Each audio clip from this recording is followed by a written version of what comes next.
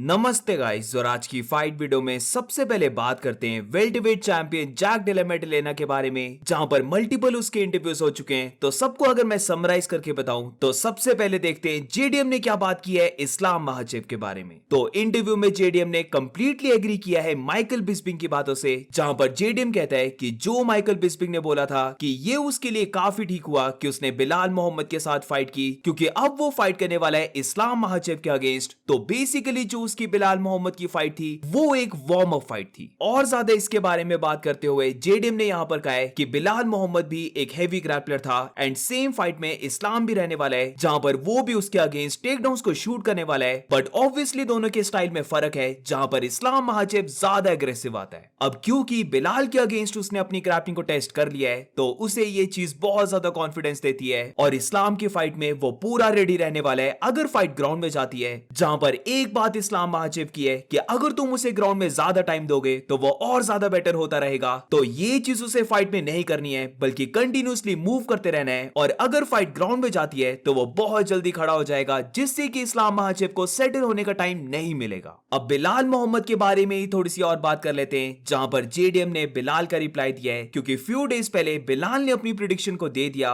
जहां पर obviously no shock वो इस्लाम महाचेव को पिक करता है विन करने के लिए। और बिलाल का ये कहना था कि बेशक जेडीएम को जो ग्राउंड डिफेंस है वो काफी अच्छा है, बट उसे ऐसा लगता है कि क्योंकि इस्लाम महाचेव बार बार जेडीएम को ग्राउंड में लेके जाएगा, तो वो इवेंचुअली जेडीएम का जो टेक डाउन डिफेंस है उसे ब्रेक करके जेडीएम को बीट कर देगा। अब जो बिलाल ने वीडियो डाली थी वो मैंने भी देखी थी, और टू बी ऑनेस्ट जिस वे से उसने दोनों फाइटर्स का ब्रेक डाउन किया है वो काफी अच्छा था। अब ऑब्वियसली जो बिलाल की पिक है वो बायस ही रहेगी, क्योंकि वो फ्रेंड है इस्लाम का, उसने जाकर वहां पर ट्रेनिंग की है। तो पिक की मैं बात नहीं कर रहा, बट जो ओवरऑल ब्रेक डाउन है मुझे तो वो काफी अच्छा लगा। बट एनीवेज जेडीएम की बात करते हैं, तो जेडीएम यहां पर बिलाल का रिप्लाई देते हुए कहता है कि वो हार्डली अटेंशन पे करता है जो बिलाल कहता है। और बिलाल वही है जब दोनों ने फाइट की थी, तो फाइट के बाद बिलाल ने वीडियो को बना के बोला था कि वो बिलीव करता है कि उसे फाइट को विन करना चाहिए था। अब इसके बाद जेडीएम मिडिलवेट चैंपियन हमजा चिमाएव के बारे में बात करता है, जहां पर वो कहता है कि डाउन द लाइन वो रियली चाहता है कि वो हमजा चिमाएव के साथ फाइट करे। फ्यूचर में 185 पाउंड्स मिडिलवेट डिवीजन में जाकर वो रियली चाहता है अपने आप को टेस्ट करना। तो अगर तब तक हमजा चिमाएव चैंपियन बना रहा तो मजा आएगा हमजाद के साथ फाइट करने में। बट वो यहां पर इस चीज को क्लियर कर देता है कि अभी उसका कोई प्लान नहीं है डिवीजन को स्विच करने का। अब यूएफसी में दो टाइप के फाइटर्स हैं, लाइक एक इलिया टुपोरिया है जो ग्रेट फाइटर्स को बीट करके डायरेक्टली डिवीजन को स्विच कर गया है, वेयरएज फ्लाईवेट चैंपियन एलेजेंड्रे पेंटोचा या फिर बैंटवेट चैंपियन मिराब दिलिशवली, ये दोनों एक ऐसे चैंपियंस हैं जो सबसे पहले अपनी पूरी डिवीजन को क्लियर करना चाहते हैं। तो वो काइंड ऑफ लेटर पार्ट को बिलीव करता है, जिधर उसका भी एम है कि सबसे पहले वो अपनी डिवीजन को पूरा क्लियर करे और उसके बाद मिडिल वेट डिवीजन में जाए। जस्ट लाइक इस्लाम ने सबसे पहले लाइट वेट डिवीजन को क्लियर किया और फिर उसके बाद वो वेल्टरवेट डिवीजन में आए, तो एग्जैक्टली उसका एम है कि वो पहले ये करे और उसके बाद डिवीजन चेंज करे। तो बेसिकली मान के चलो जेडीएम का एम है कि वो 4 to 5 टाइटल डिफेंसेस करेगा और उसी के बाद वो सोचने वाला है कि वो मिडिल वेट डिवीजन में जाएगा। अब जेडीएम एक यंग फाइटर है, वो शायद से 28 या फिर 29 इयर्स का है, जो एज अ चैंपियन एक काफी यंग एज है। तो टाइम ही टाइम है जेडीएम के पास। वो सपोज करो कि अगर विन करता रहा तो अगले 2-3 सालों तक अगर वो वेल्टरवेट डिवीजन में भी रहा तब भी उसे कोई प्रॉब्लम नहीं है। वो स्टिल अप्रोक्सीमेटली 32 इयर्स का होगा, यानी कि प्राइम में होगा, और वो तब भी मिडिलवेट डिवीजन में जा सकता है।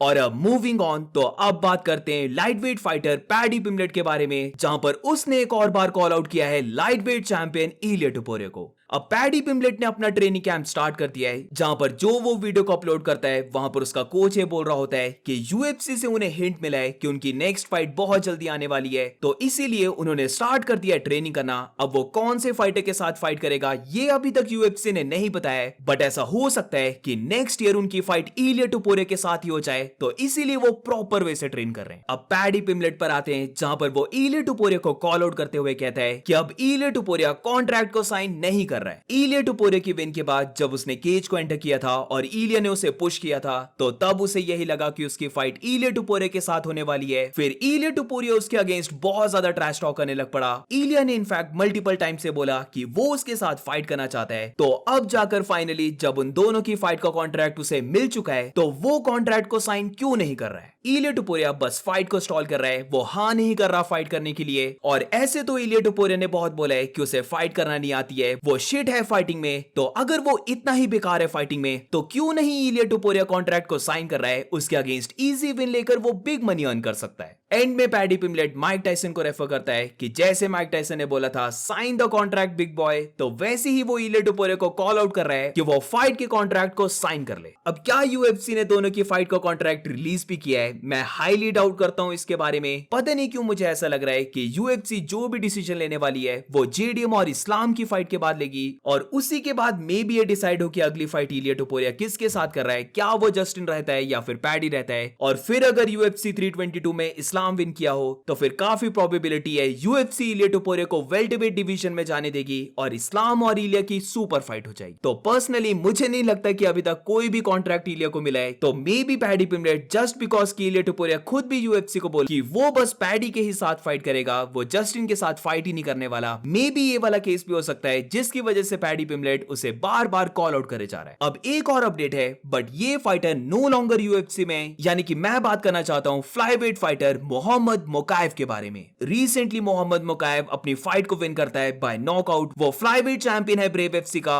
और ये वही फाइटर है जो स्टिल अनडिफीटेड है, जो यूएफसी में भी फाइट्स को विन कर रहा था। अब बिकॉज ऑफ हिज बिहेवियर उसे यूएफसी से कट कर दिया, जो भी बात है, जो भी कंट्रोवर्सी चली है। बट अब मुझे लगता है जितने भी बायगॉन्स हैं वो बायगॉन्स होने चाहिए, और यूएफसी को अब डेफिनेटली मोहम्मद मोकाएव को री साइन कर लेना चाहिए। फ्लाईवेट चैंपियन एलेजेंड्रे पेंटोजा भी अनबीटेबल लग रहा है। उसकी जो नेक्स्ट फाइट जोशुआ वैन के साथ होने वाली है, वहां पर भी मेजॉरिटी लोग पेंटोजा को ही बोल रहे हैं कि वो फाइट को विन करेगा। और सपोज अगर पेंटोजा विन कर जाता है तो तुम बोल सकते हो पूरी ही फ्लाईवेट डिवीजन समवट डेड है। राइजिन से यूएफसी काया सकुरा को लेके आ गई। अब जोशुआ वैन को भी टॉप में एक विन करने के बाद एक ह्यूज अपॉर्चुनिटी मिल चुकी है। तो एट दिस पॉइंट पेंटोजा के साथ एक फ्रेश ओपोनेंट की फाइट होना बहुत ज्यादा मुश्किल है। सो यहीं पर मेरी ओपिनियन में एंट्री होनी चाहिए मोहम्मद मोकाएव की, जहां पर वो 13-0 है। उसने मैनल काप को बीट किया था, वो एक टॉप रैंक फाइटर था यूएफसी में। तो व्हाई नॉट वो जैसे ही यूएफसी में आए उसकी डायरेक्टली फाइट करवा दी जाए नंबर 1 कंटेंडर के लिए। और अगर मोहम्मद मोकाएव विन कर जाता है तो उसकी फाइट करवा दो पेंटोजा के साथ।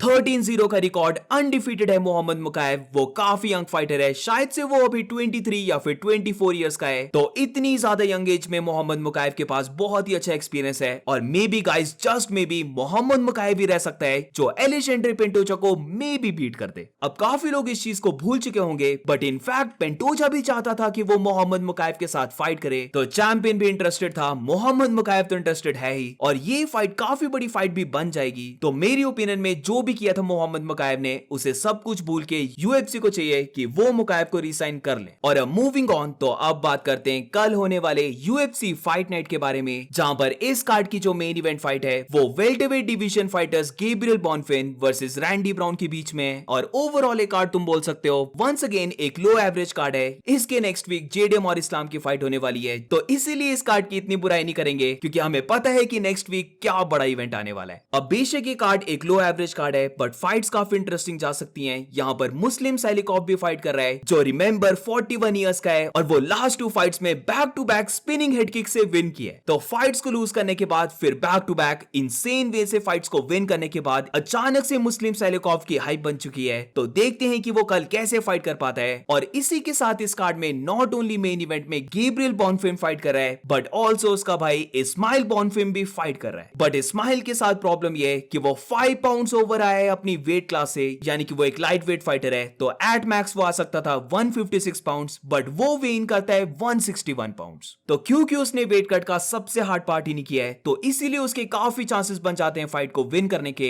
और बस मेरा यहां पर कहना है कि अगर कोई फाइटर इतने बड़े मार्जिन से वेट को मिस करता है तो 20-30% सैलरी से कट करने का कोई मतलब नहीं है, बल्कि एथलेटिक कमीशन को चाहिए कि वो और ज्यादा स्ट्रिक्ट रूल्स को करे। और अगर कोई फाइटर इतना बड़ा वेट मिस करता है तो उसकी सैलरी से कम 50% या फिर इवन 60% पे कट करके दूसरे फाइटर को मिलनी चाहिए। कार्ड की टाइमिंग की बात कर लेते हैं, तो इस कार्ड का जो प्रीलिम है वो काफी जल्दी सुबह स्टार्ट होने वाला है, यानी कि 2:30 AM सुबह के 2:30 बजे ये प्रीलिम कार्ड स्टार्ट होगा। वेयर मेन कार्ड की बात करें तो ये स्टार्ट होने वाला है कल सुबह 5:30 यानी कि 5:30 AM onwards. And that's it for today guys. आज की फाइट वीडियो में बस इतना ही। अगर तुम्हें वीडियो अच्छी लगी हो तो please make sure to like subscribe. मिलते हैं नेक्स्ट वीडियो में।